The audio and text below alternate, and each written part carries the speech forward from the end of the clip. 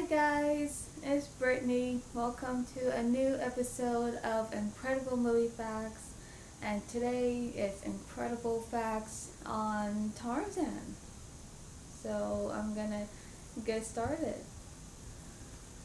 One, to see how Tarzan's body would move while sliding down a log, the animators based his movement of a professional skateboarder, Tony Hawk, while on his skateboard. That's quite interesting.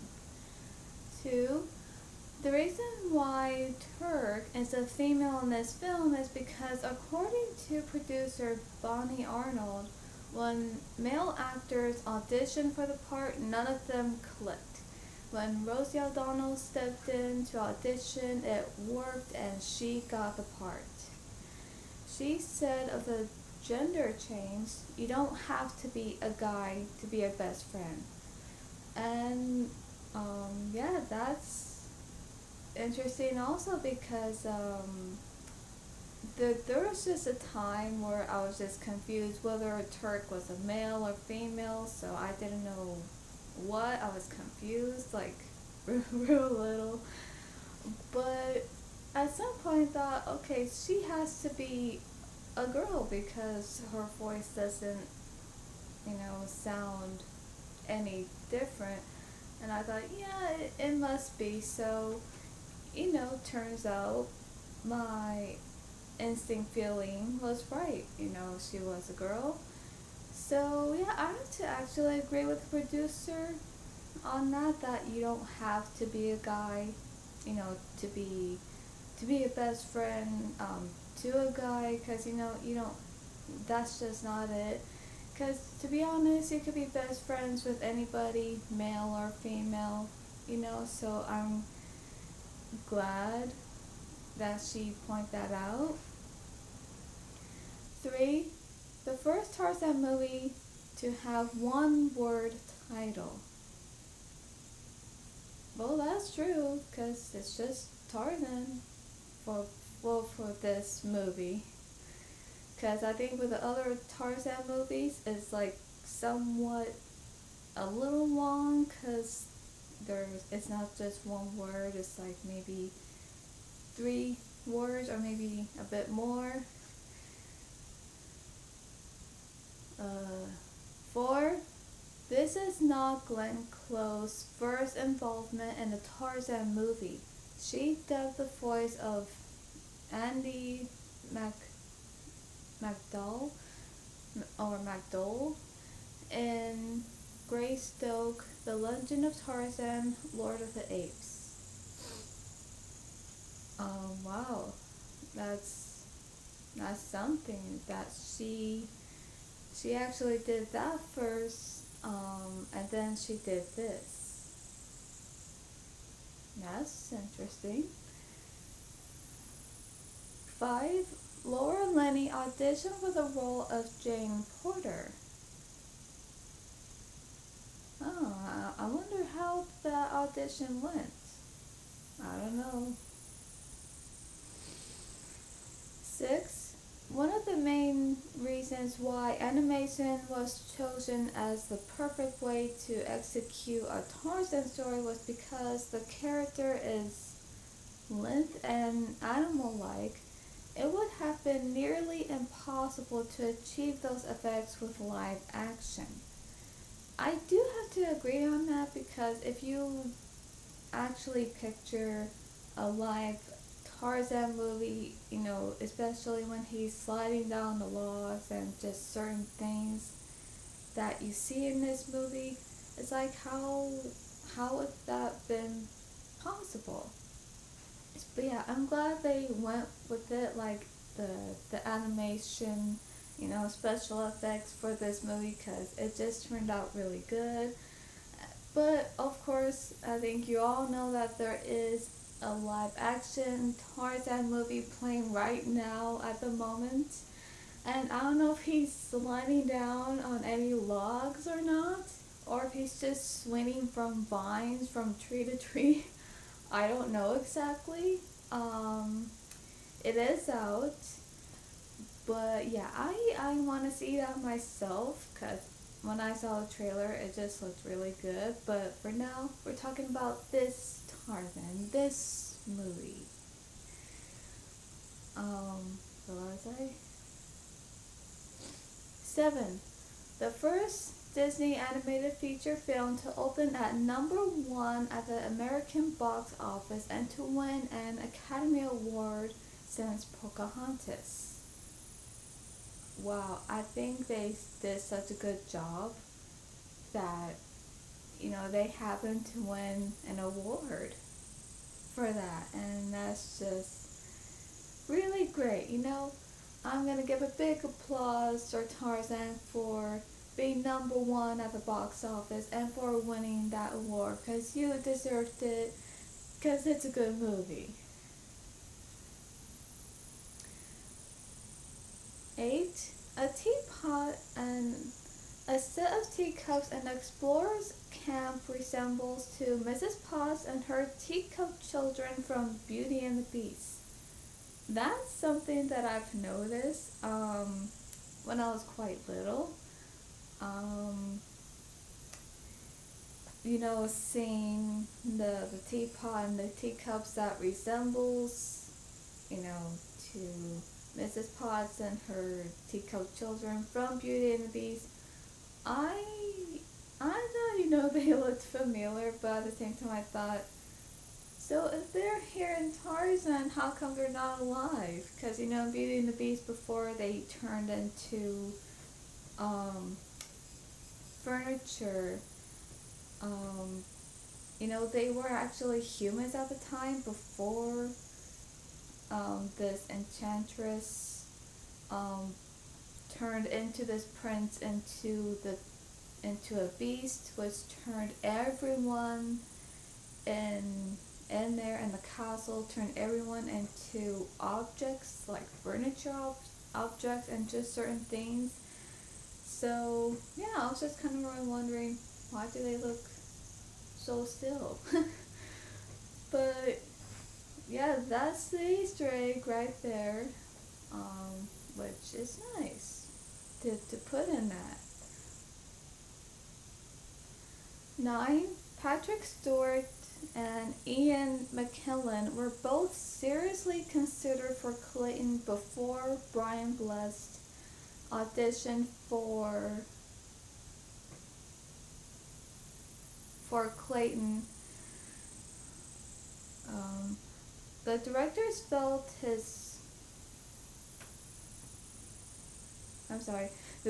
felt his deep, booming voice would be perfect for the character. Wow. That seems interesting. But of course, anyone would have been, somewhat considered for the role, but then somehow either the directors or the casting directors would decide, what, we did consider someone to play this part, but I think this actor will be best for this role anyway. So yeah, it's their job to do that, so I think they did a good job picking him to be the voice of Clayton, because he is just mean, and not just mean, the character I'm talking about here, not just mean, but evil, like just bad.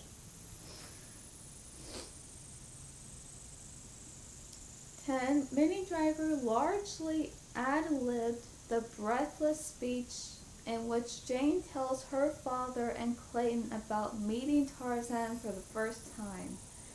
So, was she like in the recording studio and just somehow had to, I don't know, did she get herself ready to feel breathless and to talk at the same time? I'm guessing that must have been it, because there's just no other way I could somehow picture that. So that's just what I'm gonna say. But yeah, wow, because that's an actor's job to do that. Like, if an actor has to be the voice of the character and if they have to sound exhausted or sound tired, like, yawning. Oh, it's like they would have to do that. They would have to act real tired and maybe possibly yawn in the recording studio, maybe. But yeah, that's actually impressive that she did that. 11. Phil Collins was chosen to provide the music as a deliberate move away from the Disney show tune formula.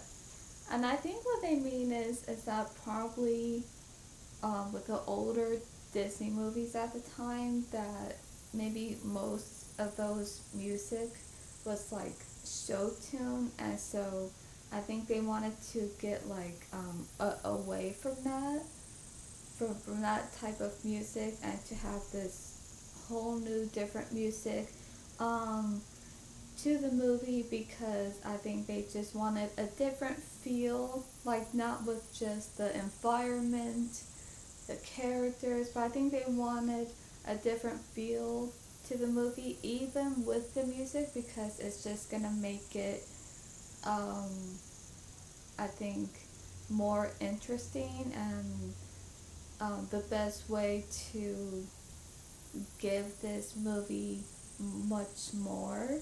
So yeah, I can really understand that. So I'm glad they did that, because Phil Collins, oh my gosh, he has good songs. And to even sing these songs for Tarzan is just good. I even love the songs. And of course, y'all know that he sings songs for Brother Bear. And I even love those songs too. It's just really good. 12. Brian Blessed has said that Clayton is one of his two favorite roles. The other role of his as King Richard IV in The Black Adder, 1982. So so yeah, he made it clear that playing Clayton, the villain in this movie, that is actually one of his favorite roles. And I don't think I hear that often. I don't think I hear. Well, what I mean is that I don't hear actors saying often that this was their favorite role to do, like in this certain movie, whether if it was an animated movie or not. I don't hear that quite often, and I don't know why. Maybe it's because some do have favorites, but maybe somehow they don't quite mention it. I don't know. But I'm guessing at some point every actor must have at least one or at least some favorite roles that they've done in the movies they've done. So I'm pretty sure everyone, every actor out there at least has one or a few, because I can imagine if I had to play a certain character that I know I would want to play, then yeah, I'll be like, oh yeah, this was my favorite role, and this one as well. I can definitely see that. 13. This film contains numerous references to the Johnny Weissmuller Tarzan films. Tarzan the Ape Man 1932 also includes a Me Tarzan You Jane introduction scene. Tarzan wrestling with crocodiles, and Jane's costume at the end of the film resembles the clothing worn by Maureen O'Sullivan in the Weissmuller series. Wow. So, yeah, that's something. And I'm sorry if I probably said that last name wrong. It's just that I've never heard of that last name, which is Weissmuller. Yeah, it's kind of long. But anyway, sorry if I probably pronounced that wrong. But yeah, that is interesting to know. 14. Harrison Ford was considered for the voice of Kerchak. Wow, so imagine that. Imagine instead of somebody else who did do the voice of Kerchak, that it would have been Harrison Ford. I mean, imagine that for a minute. His character would have been quite different, you know? Because, okay, to be honest, I think here's how I imagine it. I imagine it if it was. Let's just say if Harrison Ford did got the part to play this, you know, big silverback gorilla, who's the leader of, you know, not the herd, but you know, his ape family. Imagine Harrison Ford being the voice of Kerchak. Is like, um, that would have been so different. You know, it would have. Not only would have been different, but I think, let's just say, if we did heard his voice from that character, what I think what would come to my mind as a young kid, if that would have happened, I think I've been like, oh, his voice sounds familiar. He sounds like Indiana Jones. And I think that would have been funny for me to think, well, to think of something like that. Yeah, I know that guy. He plays Indiana Jones, and he's now the voice of uh, this gorilla. You know, Kerchak. Like, oh man, he kind of seems mean to Tarzan, but nice to his family and all of that. But yeah, I'm just saying if it would have been that way, that's something that would have came to my mind. But of course, he was considered for that part, but of course, he didn't got that part. But yeah, it would have been different, so much different if he did got the part, because I'm just wondering how that character would be like, you know? But anyway, that's interesting. I'm sorry, what was I? 15. Rosie O'Donnell accomplished a lifelong dream in this film. She had always wanted to do a voice, no, I'm sorry, she always wanted to voice a character in a Disney animated movie. Well, I'm glad of that. I'm glad that she finally got to do what she wanted to do, and was to voice a character in a Disney movie, and she actually did. So I'm pretty sure that made her happy, that she got this part, and maybe she thought to herself, finally, like my first, you know, Disney movie, my first role to do an animated character, like to be the voice of this character. So I'm pretty sure she thought, finally, it's happening, and this is like a dream come true for me. So I'm pretty sure she was thinking that to herself. And believe me, if I ever got my first Disney animated movie to do, like even to be the voice of a character, like I would be even happy about that too. Like oh my gosh, like this is so great, this is amazing. You know, I would be so excited for that. Okay, so 16.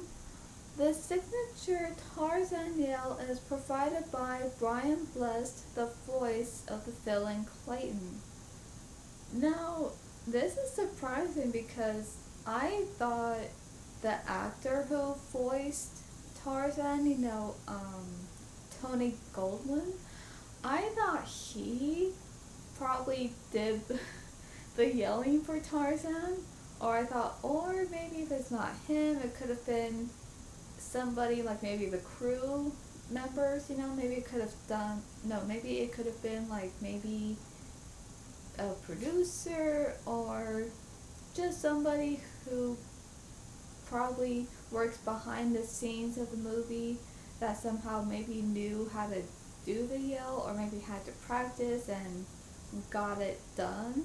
But no, this isn't the actor who voiced Tarzan. This isn't anyone who worked behind the scenes of the movie. This is the actor who is the voice of the villain Clayton. He's the one who did the yelling for Tarzan, beating his chest. He's the one who did that. So that is quite surprising because who would knew? But of course, you know about it. But yeah, that is something. I would never have thought that he would have done that, like done the whole Tarzan yelling thing. I would have never have guessed that.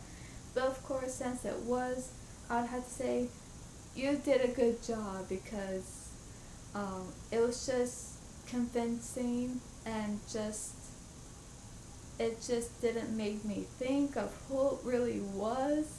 So, bravo. 17, and here we go with Clayton again. Clayton is the 9th Disney villain to fall to his death by hanging. Originally, the animator set the climatic fight on the fighter's ship, with Tarzan sending Clayton to his doom by a riverboat explosion. But when animation began on the sequence, the animators realized that Tarzan had lost his edge on the fighter's ship. The animators moved to the final fight with Clayton back to the jungle when Tarzan had the advantage. Now, yeah, I would have to say I'm glad they didn't went with that scene because to be honest, that even though Clayton was this really just very bad and evil villain in this movie, like even though he is, I don't think yeah, that would have been good to show that, to show how he and Tarzan are having this fight on this ship, and yet somehow Tarzan does something on the ship and just somehow probably goes in the water, swims away, and all of a sudden the boat with Clayton on it just sets on fire. Well, not on fire, but the ship explodes. Like somehow it explodes. So yeah, that itself is just gruesome because yeah, that would have been so different to see that. And to be honest, I think if I saw something like that, I would have definitely been so shocked. Like, oh my gosh, like, I've never seen anything like this because, I mean, who would, like, whether if it's a good guy or bad guy, who would ever want to put at least, fictional animated characters onto this ship and yet it explodes, which means not just the boat itself, but the fictional characters on the ship explode with the ship as well. It's just very terrible and it's just very gruesome, to think about. So I'm glad they just didn't went with that because that would have been, a little dark on the movie. Well, not a little, I think a lot, but yeah, I think that's why they chose, like, that's completely out of the question. That's too much, because it is too much to been seen in the movie. So I know that has been, a lot, and I know that would have been, like I said, way too much to show, especially in a Disney movie. But yeah, so even though Clayton and Tarzan did have this fight um, on the jungle, which I think was good, but at the same time, there is still that dark scene um, to to the movie because even though they didn't went with the other scene, which was just too graphic, too gruesome to even begin with, it's like yet I think somehow they thought, okay, Clayton and Tarzan are gonna fight in the jungle, and up in the trees where the vines are, and of course, you know, you know how Clayton dies. He dies by all these vines are surrounding him, and yet there's one vine wrapped around his neck, but he doesn't even probably notice that because he sees the other vines around him, just cutting them with his sword. And yet, um, I think at the moment when Tarzan was trying to tell him like no, because he saw something, the vine around him, and I think when he was trying to save him, yet Clayton falls to his death by being hung by the thing around his neck. So yeah, that's still even dark itself. But of course, you don't actually quite see him after that because when that happens, you just pretty much see his shadow on the tree. When he was been hung. So, but yeah, like I said, even that is still dark itself. But I would have to say, sometimes that happens no matter what kind of movie it is, animated or not. Let's see. 18. This and then the Disney resonance. Well, yeah, I think it is. 19. Most of the movie takes place in 1911 as evidenced by the viewing of Halley's Comet.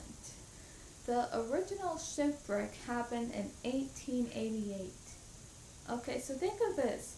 So it's like this. When you see the beginning of Tarzan when he was just a baby and his parents were alive and they had this, shipwreck, it was on fire, and they had to go on the island.